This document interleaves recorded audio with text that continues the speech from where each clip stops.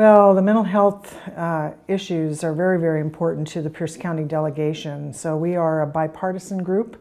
We are both House and Senate members, both Republicans and Democrats, and we've long had an interest in mental health issues.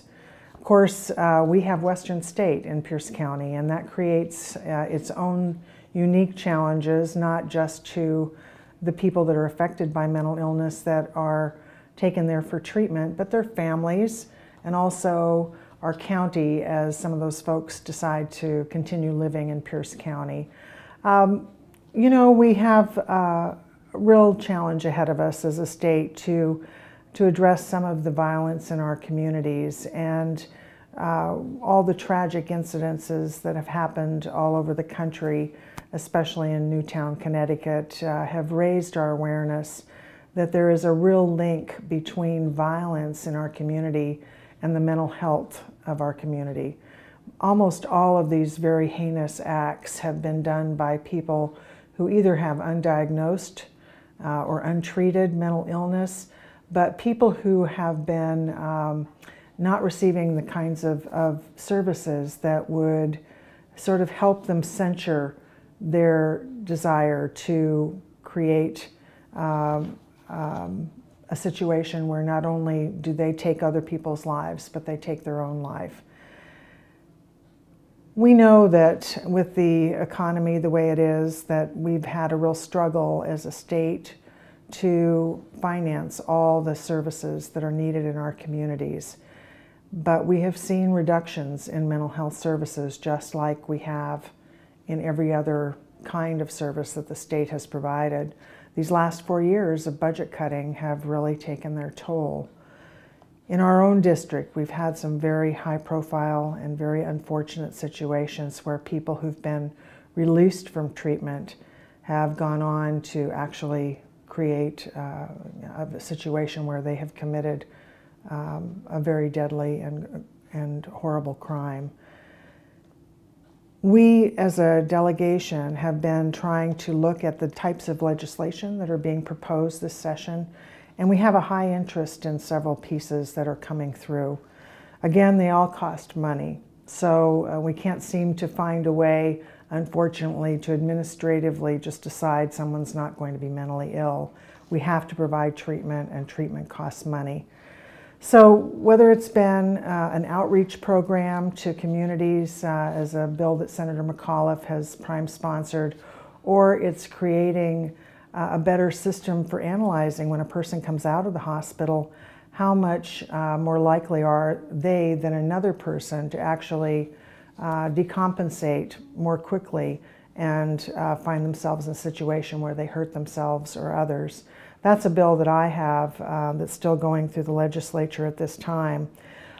Last year, in the middle of our recession and our budget crisis, then Representative Mary Lou Dickerson, who's now retired, was really motivated to try to fix our civil commitment standards. In other words, the person really hasn't committed a crime, but they are decompensating in our community and they're causing additional expenses to their families, to the firefighters that have to respond to them, or the police that need to respond to them.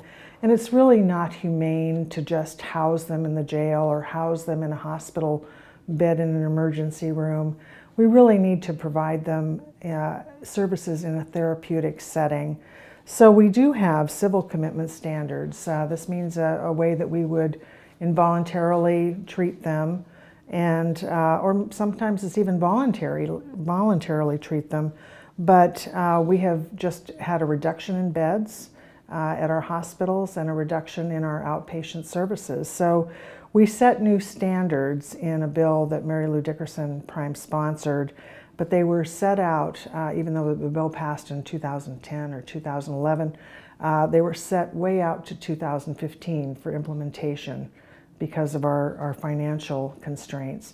And we're really pushing right now to move and sort of dial that calendar back down so that we can actually start those services more quickly. And that will have a huge fiscal note on it. It will cost a great deal of money, but we're really hoping that that will continue through this system. We're also looking at patient safety and worker safety in the hospital so that we can have the right kinds of services provided with the right kind of ratio of staff to patients so that we can make sure people are getting the right kind of treatment. And we're looking at the whole issue of competency. In other words, someone has committed a crime or is alleged to have committed a crime. They have to be determined by the court to be able to participate in their own defense. And that requires, oftentimes now, a competency hearing because the person is obviously challenged in some way with a mental health problem. But we are facing in Pierce County particularly a really bad situation. They don't have sufficient people at the hospital at the Western State to come out and actually perform these evaluations. So the judge has no option but to put that person in jail awaiting their assessment. And if they're there for a misdemeanor, they could be spending a longer time in jail waiting for their assessment than they would have if they'd been deemed to be guilty of the crime. So we have really an awful situation where people really need to have that assessment and receive the treatment that they need. So we are promoting a Pierce County only bill that will allow our courts to actually hire competency evaluators. If the hospital can't send them out in a timely fashion, we'll hire our own and we'll determine whether or not the person is eligible for trial. And we hope that this will have a little light under the candle here, that we need to make sure that the state is fulfilling its responsibilities to actually provide those assessments in a timely manner. So it's a bill that's, we had what we call a cutoff yesterday in committee, meaning that's the last day that a bill could leave the policy committee in the Senate, and we were able to get that bill last night out of that committee. So it goes on now to the Ways and Means Committee. So we still have a little bit more time to work on that bill and raise awareness in the Senate about just how challenging our mental health issues are in Pierce County.